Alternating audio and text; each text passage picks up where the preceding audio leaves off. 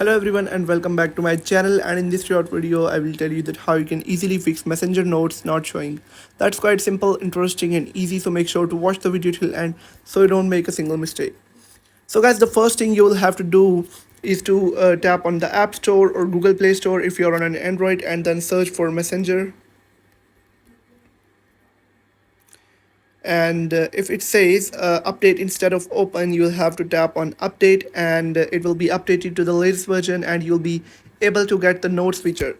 But if it says open instead of update, technically your messenger is updated already to the latest version, but you don't have access to the latest features like notes.